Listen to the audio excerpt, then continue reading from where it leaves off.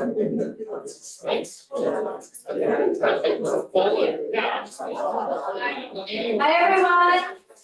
Well, good morning. Welcome to the House Democratic Caucus. Hello, can I have your attention, please? One conversation starting with me. I don't get to say that very often, but no one at my house listens to me.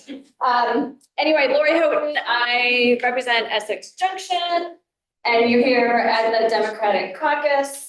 Going to go through a couple announcements. We're going to have the candidates for Vermont State College Trustee talk to us this morning, and then we're going to go into bills.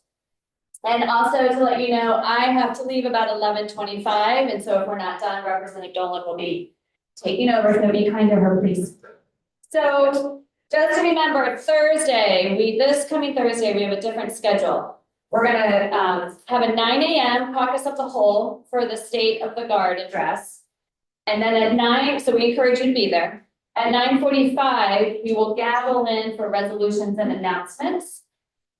Then we will recess until 3:30 for normal floor time. However, we will stay in the chamber for the joint assembly to do the votes on the Vermont State College Trustees and at general.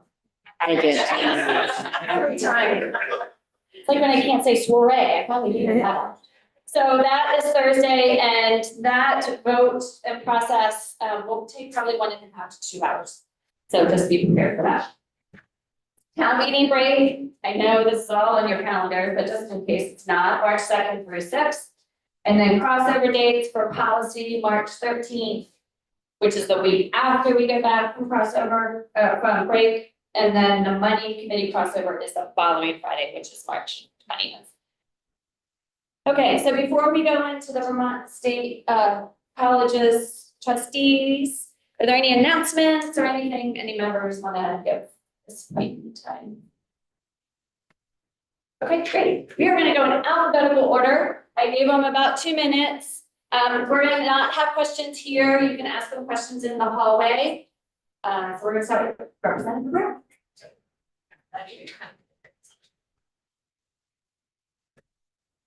Morning, everyone. Representative Gianna Brown, Chittenden 1, which is the town of Richmond. Thank you so much for the opportunity to discuss why I'm running to be a legislative trustee in the Vermont State College system. The benefit of B being first, or close to the beginning of the alphabet, I get to go first. So as we all know, the Vermont State College system plays an incredibly important role in the higher education landscape here in Vermont. In my almost 6 years on the House Education Committee, we hear from the system year after year about all the fantastic work that they are doing to educate thousands of students across our state. They serve as a very important and significant Vermont employer. They help us meet the critical workforce needs in our state by readying students for in-demand jobs. And each campus serves as an important cultural and community hub in their area. So I can speak a little bit about that personally. I grew up in the Vermont State University Castleton campus community, and I experienced firsthand growing up the positive impact of that institution on my rural community. I have an interesting family history with the system as well. My grandmother attended the Castleton Teachers College, which is one of the historic institutions of what is today Vermont State University Castleton. And my mother was a first-generation college student who also attended Castleton State College and finished her degree there while she was a newly young parent. And for both of them, the closeness of this higher education institution in our rural community was really critical to allowing them to pursue their higher education goals. I think for both of them, without Castleton, they may not have been able to go on to careers in both teaching and accounting. So a little bit more about growing up in Castleton. As a teenager, I worked at nearly every small business in the village of Castleton. So I definitely saw firsthand just how important Castleton was to the cultural and economic life of our community. So in the 6 years that I've been on House Education, the system has undergone some really significant transformation. And what we have today is a more comprehensive, cohesive, and interconnected system that provides critical access to our rural communities across the state. I actually just learned this morning that every Vermonter is only 25 miles from an institution in the Vermont State College system, which is pretty impressive. And over 50% of students are the first in their families to attend college. So just sort of on a hopeful note, the current president called the system and all the changes undergone recently a story of revitalization and regeneration. And I think for me, that stands out as a real bright spot and sort of in the current state of our state. As many of us in this room know, a lot of our public institutions are under pretty significant strain. And that's the hard work that we all do here every day, is to sort of ensure their sustainability and longevity. And so I really welcome the chance to join my legislative trustee colleagues on the board and really work to promote the sustainability of the system at a time where there's still a lot of really important work to do to ensure its success into the future. So thank you all so much for your time. If anyone has questions, happy to chat offline in the hall. Thanks. Thank you.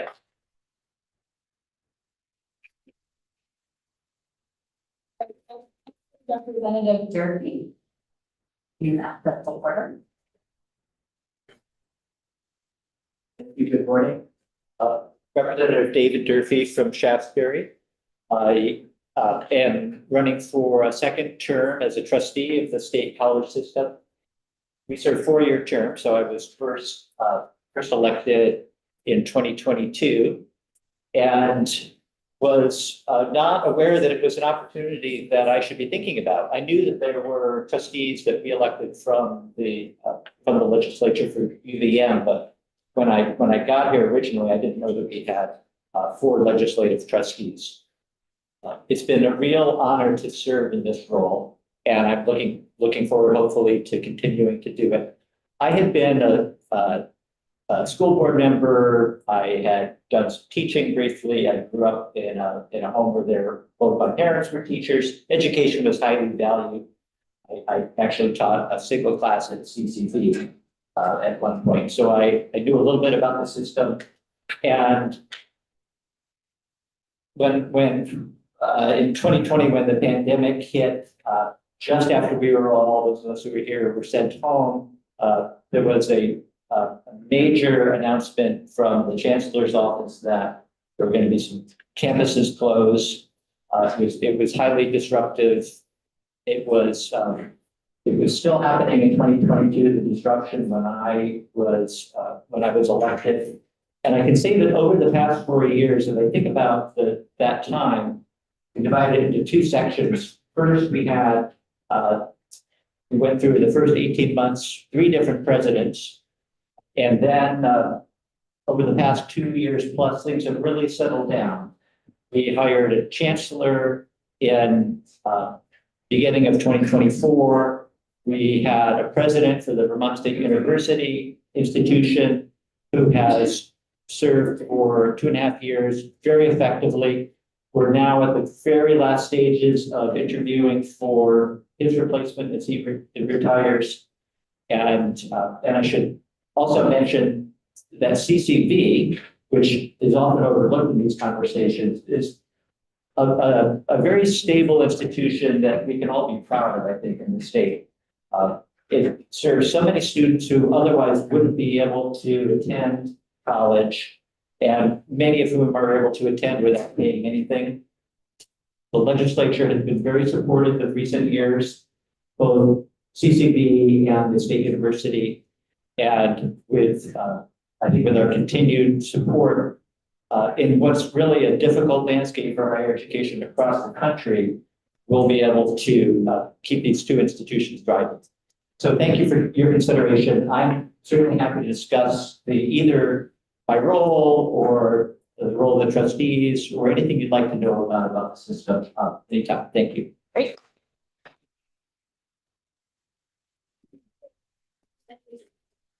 I was gonna try. This is your test. I know, and then it's got, Yes. is that good? First time. Well, good morning, everyone. Good to see all of you here, and it's a pleasure to meeting with your caucus. We're across the hall and we're in a smaller room, which is okay. No, I was actually in this room here last week here, having our appropriations open public session here. We had 39 2-minute presentations in a row. So you're lucky today you only have 3 in a row. But I'm really honored to be here, obviously here, and obviously have a keen interest in serving as a board of trustees member. Actually, that happened. I've had a long history here in the Vermont State College system. I went to Lincoln State College and graduated from there. I returned about 10 years later, and there was an opportunity to return as a faculty member in the recreation program.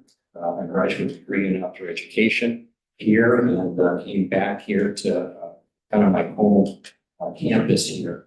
I've been away here for a little bit of time here for sure. But, the system itself has been a part of my family here for a long time. I actually went to college there, graduated from there. My oldest son graduated from the Lincoln campus as well. My brother went to Vermont Technical College, bringing electrical engineering. So it's been kind of a family affair here for many years here for sure. So I know that David mentioned and Jan as well here mentioned a lot of the significant challenges in the Vermont State College system here in recent years. Having seen kind of the heyday of things in the Vermont State College system, the record enrollments here, it was difficult over time to kind of see things change, and things do change here. There's lots of changes coming in higher education overall that Vermont has to pay attention to. We're not the only system that has seen declines in enrollment, but we have been able to institute some strategic decisions, great help here from the legislature who provides some funding to move us through. We were very concerned for any of our campuses to be in a position to potentially close. That did not happen. And that did not happen because of the legislature here, along with our community support campuses here, to make sure that we continue keeping our campuses open, make some strategic changes with things such as leadership, different programming coming along here. We've had significant increases in online learning here in the past few years. And that has really contributed here to more individuals who are wanting to take advantage of the quality academic programs that we have. And that's the important piece here from my standpoint here as we move into some different times here, having been able to keep the system sustained here with great funding. Obviously, I serve on the appropriations committee across the hall and had an opportunity to dig into kind of where they were at one point in time, where they are today. And as I said last year, as I gave my report from the big budget year, I was very happy to report that we're in much better financial shape. I know that the system here is focusing on reconnecting here with alumni here in a more closer manner here for sure. In reaching, because our alumni really serve as our best ambassadors here of what they've experienced. In my letter, you probably read that I had an opportunity to kind of attend an event here in Vermont, which was about providing opportunity here for alumni from each of the campuses to gather together, express their gratitude here for the experience that they've had, myself included here. And it was a great opportunity here for really to see what a difference students experience here and having an opportunity to graduate with a degree of their choice, enter the fields of employment here in Vermont. Some of them start their own businesses here as well, and which is really kind of a grow. But sometimes you kind of go away for a little bit, you don't understand really when you first graduate the things that you benefited from here. But over time you do. We've had a lot of alumni back to Vermont, settle back in Vermont, and make Vermont their home. And those are the kinds of things that I'm very supportive of, including the new accessibilities that we have here, having an opportunity here to see our students partake in early college opportunities here. I've had a chance to work not just on the Lincoln campus here as a faculty member and former administrator here to help move things along here, but also and I had an opportunity to work closely with CCB as well and work with all the leaders of the entire system. I feel like my background is pretty broad here. I bring much, I think, to the system as all of our candidates here. We all have a passion here for higher education in Vermont, and certainly appreciate your support. So happy to chat with any of you here in the hall or elsewhere. please do, don't hesitate to catch up with me and, appreciate, having the opportunity to be before you today. Thank you so much.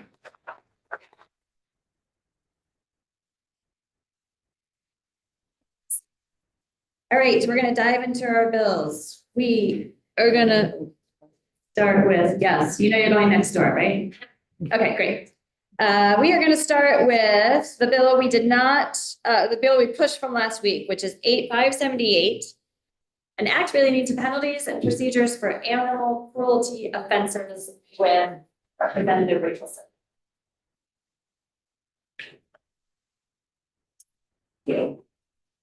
So, our chair suggested that I not go into great detail. So this is a bill that has a lot of parts and pieces, and I'm happy to talk to people in greater detail, offline, or I'm sure any questions. So let me start off with what H578 addresses. Livestock and pets are Can you important. hold it up? Yep, you have to hold it closer. Okay. There you go. Much Yes, very close. Livestock and pets are really important to us for a variety of reasons, and we know that animals feel pain and can suffer. So this bill addresses a number of problems. One of them is, in our laws, animals are viewed as merely property. And our witnesses frequently would say, this is not like an abandoned park, which is true.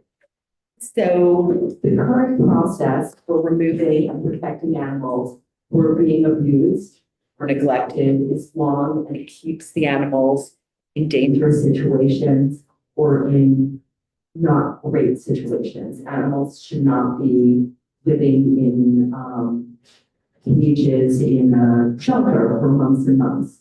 The outcomes are really awful for the animals.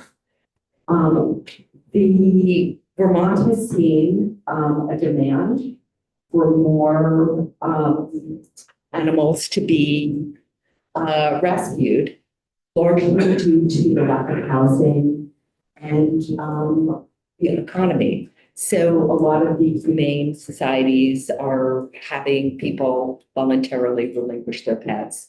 Many of the humane societies are very small and don't have a lot of room. Vermont is one of only a few states that doesn't have any state or government facilities to take in pets. Even when animals who are being abused and neglected are removed, as I said, there's limited capacity to care for these animals. The private sector, and in particular the nonprofit sector, and community volunteers lack in the state for taking care of these animals. There was an animal shelter that went out of business last year. We were reminded that shelters have limited funds and capacity. Many of them don't get any government funding at all. So they are fundraising and relying on in-kind donations. Some have room for like 4 dogs.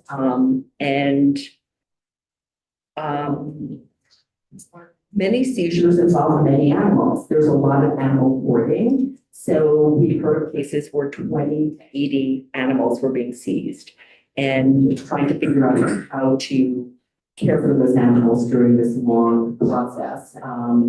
Is one of the things we're trying to address. The current definition of sexual abuse is expanded to protect animals from crimes of bestiality in this bill. And in case you've gotten letters, artificial insemination is protected in this bill. It's not an issue when it's done by a vet or somebody who is a professional who does artificial insemination. The current criminal sanctions for animal cruelty that are on the books are criminal sentences or of incarceration and or a fine. Although the Crime Research Group did research on animal cruelty cases for the past few years, And there are some judges that have added other measures, but this bill has provisions to provide the courts with more options possible sanctions. That includes their graduated sanctions. So if it's a first-time misdemeanor, the options are many, and the judge can use their discretion to decide. When the cases are repeat cases, more serious cases, cases that are in the presence of a minor, we have felony sentences which have some more mandatory options to them. So the sanctions include mandating a psychological assessment and treatment if it's needed, mandatory animal education programs, paying for the cost of feeding and other expenses, caring for the animal while they're in custody. One thing that's really important that this bill adds is the ability to prohibit future ownership, work, volunteering with animals. That is something that is not currently in law. And so often people will be charged with abusing an animal, that they might move to a different part of the state and start working with animals again or owning animals. So this bill also expedites the process of civil forfeiture of animals. So that currently the average time of forfeiture for them to resolve a case the average was like 600, figure here, it was like 600 days, but after COVID, it's down to a little over a year. So, and again, in some places where it's livestock, there are not a lot of places to have livestock go. And it's many cats or dogs. If the case is unresolved, we don't have permanency, and so there's no great solution for those animals, and they can't like readopt them, rehome them. It's on the shelters to pay for it, and again, the animals become more and more anxious. They're harder to place after, and it's very similar to when you think about permanency for children. Like, you know, we need to make sure we're doing right by these animals as well. If we can wrap up, get to the Yes, vote. We have sure. 4 more bills. Okay, so, great. So I will stop there. As I said, there's a lot more to the bill, and you will get to hear about that. Can you share what the vote count was and when we expect it on the Yes. floor? I don't know when we expect it on the floor, because I believe it's going to appropriations and possibly ways and means. It's in ways and means right now. Yeah. And the vote count was 10-02. Wait, no, 902, right? Yes, sorry. And so there's time that if you have questions, you'll be able to reach out to her. We have time for a few questions now. And Candace is going to be the mic person.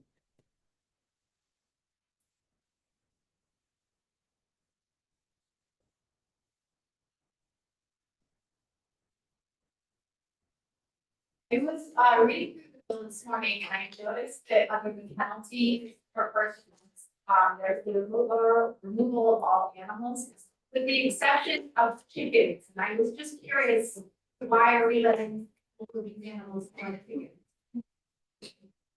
chickens? Actually, I think it's, for first offense, I may own a friend here, because, it is not, we separated livestock out, because if somebody's abusing a cat, they may not be abusing their cow.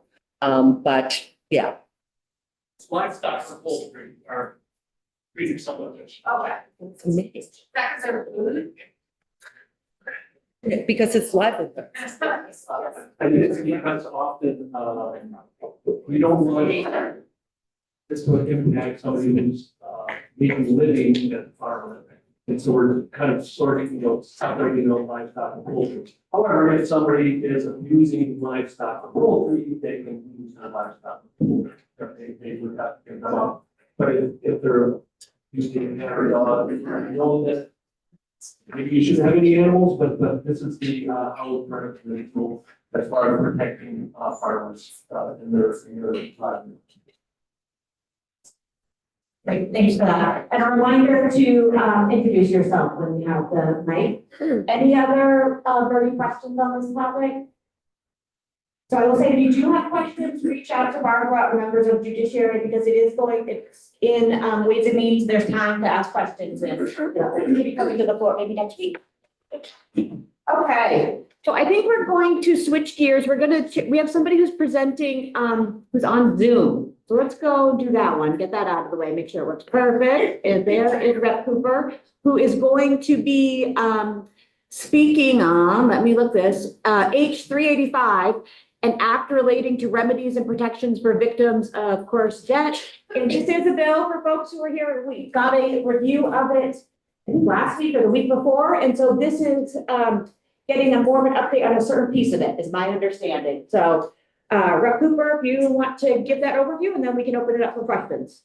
Certainly, I'd be glad to. Good morning, everybody. I'm Jonathan Cooper, Bennington 1 District, representing Pownell, Reedsboro, Searsburg, Stamford, and Woodford. This pertains to a possible amendment that our committee is considering concerning bank holds for suspicious activity. And this would be for banks, credit unions, and other financial institutions to have legislation that empowers them to use their discretion to place suspicious transactions on a hold for the purposes of protecting customers from what they believe is suspected fraud. This is something that you can go to any bank across Vermont and ask them if they're experiencing, and the answer is yes, in ever greater numbers every year. The beginning of this language came from Act 23 of 2025, a section that directed DFR to produce a study about suspicious transaction holds, to look across the country where this language exists and to collaborate with advocacy groups like AARP Vermont and the industry like the Vermont Bankers Association to produce like sort of a model or some potential models for the legislature to consider here in the House Committee on Commerce and Economic Development. The numbers are important for us to sort of get a sense of. We're not coming out of nowhere trying to solve a problem that doesn't exist. In fact, we are acting at the request of the industry and advocacy groups themselves to produce a mechanism that helps our financial institutions protect Vermonters. In 2024, just under 1,000 Vermonters reported experiencing a fraud that deprived them of a total of $11.3 million. This works out to just over $12,000 per Vermonter. We're in an era of affordability and strained budgets where losing $12,000 is a significant hit for most households. It's important to acknowledge that the complexity of these schemes is growing every day. And you can sort of see that reflected in more of the data. About 1/4 of the frauds perpetrated in 2024 that were reported on affected Vermonters over 60. And it hit them for 37% of the losses, as they've had a longer lifetime to accumulate savings. But about 3/4 of these incidents took place, affected Vermonters under the age of 60. There's a lot of a growing number of scams that you probably all have heard of. There's the long con games of a romance scam, an individual pretending to be, usually online, somebody that they are not, inventing a persona to, over time, gain someone's confidence and ultimately defraud them. There's also the short-term, high-intensity scams of government impersonation that purports to be a sheriff's deputy or something along those lines out of state. Your nephew is in a tough spot, needs bail, and they call you at 2:30 in the morning, and there's a whole lot of immediate pressure right away that leads people to make rushed decisions. One of the last lines of defense is, besides my dogs that are in here now, is that there are that a lot of us have to go to a bank to effectuate such a transaction, either to make a withdrawal or a transfer. And that involves going to a room or a building, a business where people know who you are. They recognize you and you've known them for years. And this is the riskiest part of the con. It's critical because right now this transfer has to take place with someone else. You have to explain as a victim, a potential victim, you're explaining to a teller, to someone in the bank, what you want to do and why. And financial institutions across Vermont already have their own processes in place for understanding and sort of having their red flags. What they're looking for is language like this, a transaction hold that gives them in this section 15 days to say, well, we're going to take a look at this. We need to understand this request better. This is unusual. This involves transferring ownership of funds. This is a rather high amount of money for you to be transferring. And they can either extend, and they have the option to extend it for 15 more days if they're still in the course of due diligence. This cooling off period is meant to allow the customer to think the situation through, to understand whether they're making a decision that's in their best financial interests, and to really rely on the relationship that they have with the financial institution, that they've had for years, decades in some instances, to help them avoid authorizing a fraudulent transaction, because once they are authorized, it can't be undone. Before opening up to questions, I'd like to make clear that this language specifies that only the suspected transaction can have the hold placed on it. The other activities, as usual, that you might see, mortgage payments, bill payments, are not affected by this approach. And lastly, I wanted to mention that a court order obtained by the suspected victim does nullify the hold. So if an individual is adamant that they need to make this transaction, there is a mechanism by which they can do that in less than 15 days. There's a lot of language in there to ensure that banks are held harmless and indemnified from ongoing federal regulations. I'm happy to entertain questions about them if you have those questions or any others. So thanks very much for your time. Look forward to seeing you later this week. Thank you, Robert. I have a question first. I want to make sure I got it right. Was I correct in saying that this was talking about the bill that we already spoke about a couple of weeks ago, the same one that Rep. Karen Duncan? Yes, thank you. This is language that we're looking to add an amendment to that bill, and we're hoping to vote that bill out of committee this Friday. Okay, great. Thank you for that clarification. So this is adding on to that bill that we talked about before. So yes, Angela. Hey, Rep. Cooper, Angela Arsenault, representative from Williston. I just want to understand this additional language and how it could potentially impact survivors of domestic violence and financial coercion. So it sounds like that alternate method you mentioned, or the court order, could speed up the process. So if they've got a protective order, if it would they need this, financial part to, like, as part of their protective order? I'm sorry, Representative Arsenault, I think I might have been a little unclear there. This would mean that if an individual is looking to make a transfer, and a financial institution said, we are going to put this 15-day hold on it, the customer would need to obtain a court order that said, essentially, I need these funds now. And so it's not, so that would be an order that they would obtain after being told of the transaction hold. And is that a court order that currently exists? No, it would be, if somebody wanted to transfer their life savings and the bank said, well, hold on, and the person was really adamant that no, they wanted to do that, they could obtain a court order that ordered the financial institution to authorize that transaction. Am I addressing your question correctly? Yeah, and I probably will learn more about it. I think we need to create that. Sounds like you're just going to take a look at the bill. So. Sure. And I will say that there is, just to add, there is language in there that that is very careful about what information the institution can disclose and to whom, any sort of third parties, so as to avoid raising the red flag about a potential scam or fraudster to a person close to the customer who might be initiating the fraud itself. So we're really trying to be very careful, Representative Arsenault, about disclosures of information that might imperil a potential victim even further. So I saw we have 3 hands. We're going to do those 3 questions and we're going to move on because we have other bills. So, Carol, you're up. Representative Carol Odie.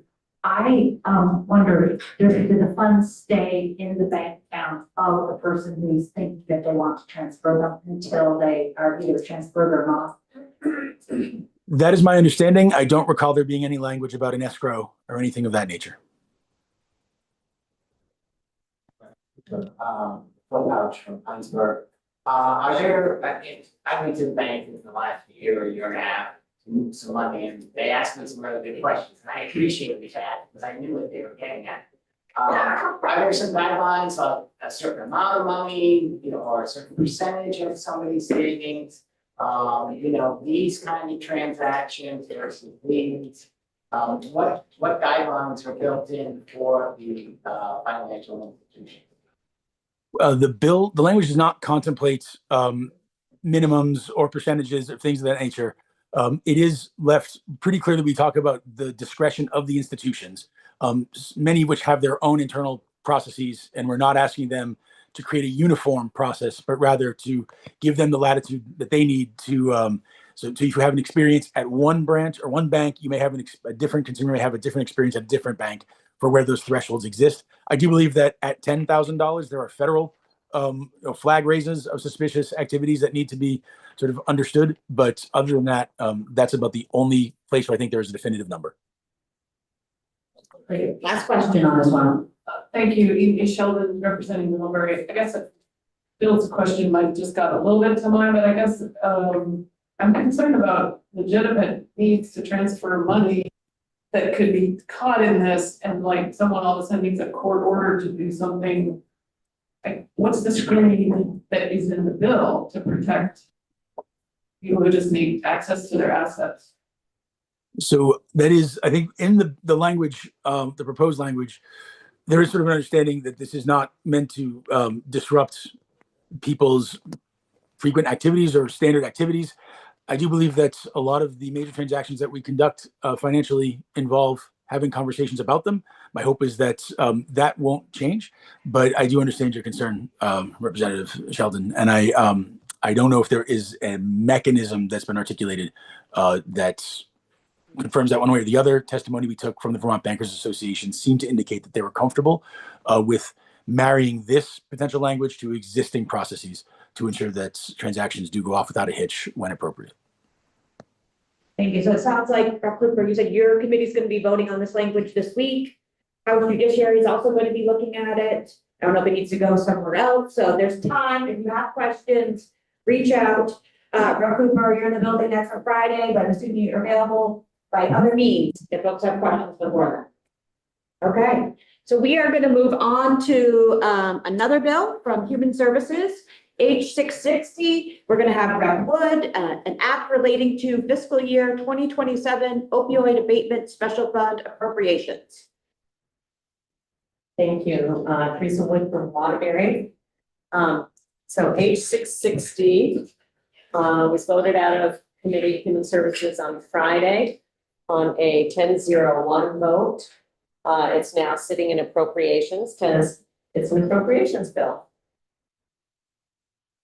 Just two little bits of history. The opioid abatement settlement fund was set up as a result of the lawsuits filed by the attorney generals from all over the country against Big Pharma for opioids and the destruction that they have caused in our society and for many families and individuals. And so we were required to set up a special fund to receive those settlement payments, and those settlement payments are still coming in and probably will for some period of time. There is very close restrictions on how the money can be used. And so Vermont set up an advisory committee to guide the use of those funds. The advisory committee meets several times throughout the year. They take in applications from community members and organizations and municipalities, other state departments. And they have a set of guidelines that they use with which to make recommendations to the legislature. The Department of Health is part of that process, but sometimes the committee and the Department of Health have differences in the recommendations that they want to make. And so last year we enabled the committee to make its own recommendations and the department to make its own recommendations. So yes, this year they made different recommendations, of course. And so our committee went through the process, and what you have in H660 is the result of our deliberations. You will, if you are interested in what those differences are, and how our final bill compares to what was recommended by the advisory committee versus the department versus what we ended up in the bill. You can find a chart by under Nolan Langwell's name on our committee webpage that lays it out very nicely. So if you're interested in that. The long and the short of it is that we kept this bill as a separate appropriation because it's a special fund. Previously, it had been included in the budget a couple of years ago. And it was very difficult to track, frankly. And so because we want to be able to track what's specifically coming out of this fund, the last 2 years, last year and this year, we have used a separate bill in order to move this money out into the community. Yeah, I don't need to read to you all the different things that the bill funds. But certainly am available for any questions as you look at the bill. If you have questions about what's in there, what's not, and the process that we use, please do get back to us. For representatives who represent the city of Burlington, you will not see anything in there for the Overdose Prevention Center. There are still ongoing discussions happening around the Overdose Prevention Center. It is a policy that is still supported. However, there have been, there's just ongoing issues, let's just say, that they're needing to continue to work out. So they are not in this bill at this point in time. They may take it up in the Senate. We're not sure if that's going to be done in time there either, quite frankly. But they still do have appropriations from the previous 2 years that they still have access to. So that's just something for the city of Burlington folks, in case you were asked by anybody in Burlington. Other than that, I think I'll just leave it and see if there's any questions. Representative Brenda Steady will be reporting on the floor committee. Thank you. And so I think I heard it was a 10-0-1 vote and 10 appropriation, so maybe we'll see it this week, but maybe next week. It's probably. Okay, any questions? Okay, nice work. Great, so next up is we have Chair Sheldon, who is going to talk about a committee bill, an act relating to establishing an extended producer responsibility program for beverage containers. And then we have one other bill after this too, so just want to give folks a time to check.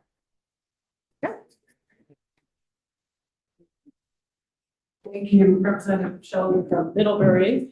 We have a committee bill that, for those of you who were in the building a couple of years ago, we tried a more holistic update to the bottle redemption program. And this time we are going to just do a part of that, which is setting up the extended producer responsibility PRO. So that's what the bill does. The problem we're trying to solve is twofold. One is a lack of collection opportunities evenly, equitably distributed around the state. And the other is that where we do have redemption centers, many of them are struggling to stay afloat. So the bill's goal is to address that. And why PRO? I know you'll hear questions about we have blue bin recycling. I'll just say producer responsibility and extended producer responsibility is not just the future, it is the now of solid waste management. We've set up battery PROs here in Vermont. We have household hazardous waste that we did recently. You know, we're really trying to move everything toward a circular economy, and bringing those bottles back in a clean and sorted, available for immediate reuse program is the best way to use that solid waste. The PRO is, in this case, set up with a little bit of money. So the bill is still in committee. We're working very hard with the administration to find something that they can support on this topic. And it does include a request to use for a limited number of years, a limited amount of the sheets, the bottles, return deposits that are not collected, that currently go to clean water. But it would be a certain amount. I think it's right now $3.5 million over 4 years. to set up redemption centers where there are not, and also modernize redemption centers that are in existence.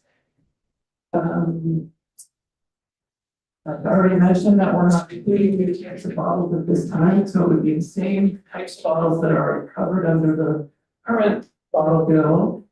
And I think that's kind of it. When do you expect to vote? This week, we expect to go that, of course, needs to go to Ways and Means and vote. Great. Any questions? Teresa was on very, does the bill increase the, I don't know if it's called the fee or deposit or whatever, that's, that the people who do the bottle sorting and. Oh, the handling fee. The handling fee, It does not, no. We've had some debate about that and still kind of figuring out if we're gonna put a floor in for that, but you can imagine we talk about it's really depends on, so the Bureau invests in technology that makes it easier and faster to sort. That handling fee potentially could go down, and then in places where they have lower volume and or continue to use humans to sort material, it would need to maybe go up. So actually trying to address the differences in that regional. So with the PRO have the responsibility for paying for any of those increased costs? I'm trying to figure out, people have been doing this for decades and really been getting the same amount for a long, long time. Right. And as you said, I'm having a difficult time making a go of it. I'm trying to figure out, is this putting them out of business or is this helping them? We are trying to craft it so that it supports existing facilities and would invest in those existing facilities and keep them afloat and making money and able to continue. And does it do anything for, yeah, I'm gonna say that question. Thank you. Any other questions? Okay, Thanks. thank you. Thanks for that. Hey, we have one final bill and let's see, what is the last one? It is age 67, an act relating to legislative operations and government accountability. And we're going to hear from Rep. Waters Evans. Thank you. Hello, I'm Shay Waters Evans from Chittenden 5, which is Charlotte and Heinsberg. So this is really exciting. So I'm going to give you the adjectives that are in the purposes section of our bill. They are consistent, transparent, simple, clear, independent, objective, and fact-based. And that is how we want to create all of our legislation moving forward. That is how maybe not all of the legislation we've passed in the past has been crafted, but we're really hopeful that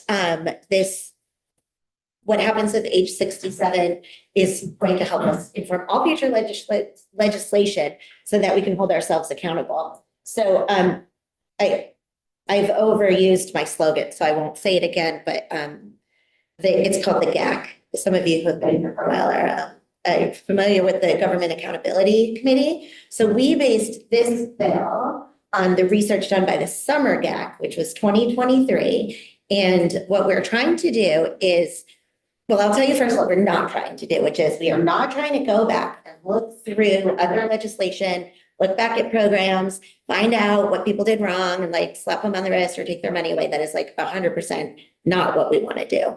What we are trying to do is help the legislature hold the legislature accountable for legislation that we passed. A really good example of this would be the child care bill from a couple of years ago that worked right into the language of the bill. Government accountability, checkbacks, and all of that stuff. So because we want to walk the walk, this government accountability bill is going to, it's a pilot program for now. So is it called the PCAT? And we are going to have this pilot program where in 2 years, we are going to check back on ourselves. The hope is, and I really feel confident that we are not going to want to get rid of it after the pilot because it's going to be amazing. And we are all going to work really hard. So what the committee is going to do, the Government Accountability Bill or Committee is going to be made up of legislators, House, Senate. We've got like maybe we are working on a couple other people that might be on it, and then we have 3 non-voting members.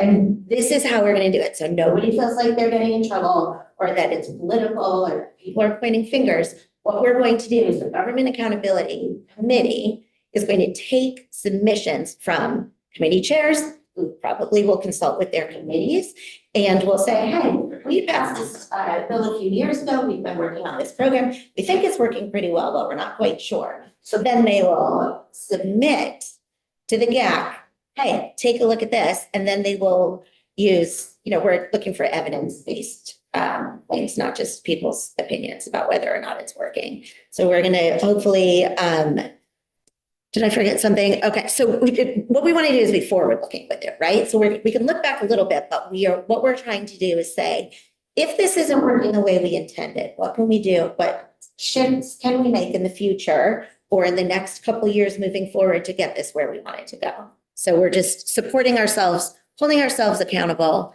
And the last thing I want to tell you is that this is important. Okay, so we're going to look at research, evaluations, audits, performance measures, all of those things. The GAP is going to do that. What we are not going to do is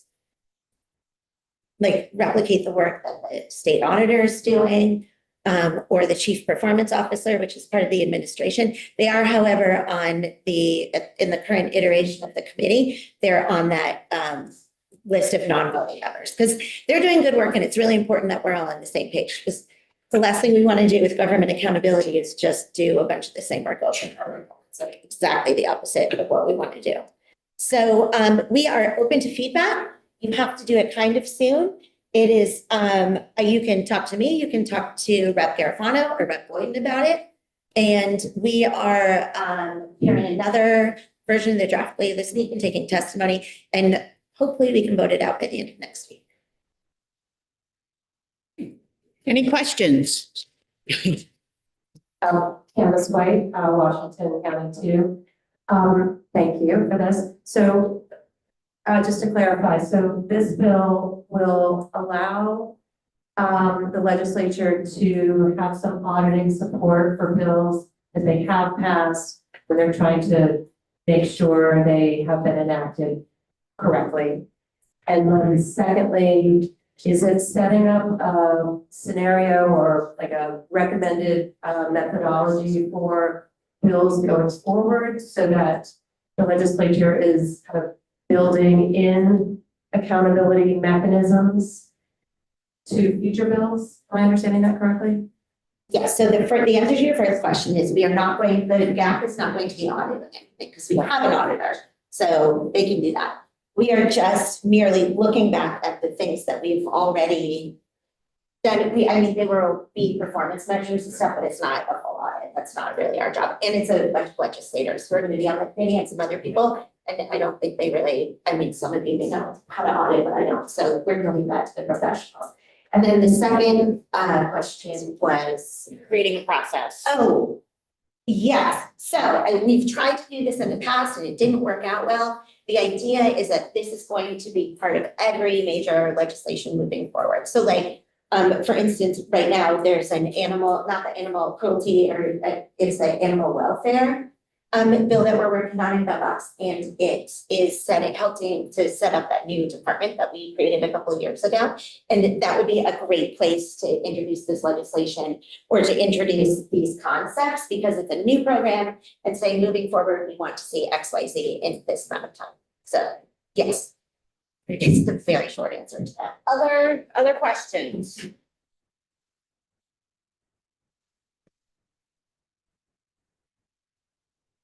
Thanks, Rep. Kathleen James from Manchester. Question/comment. One of the major pieces of legislation that we passed not too long ago was the child care bill. And I seem to remember that we did have performance metrics and data gathering very intentionally built into that bill, which was a great idea. So is that essentially what we're talking about here? Yes. Great.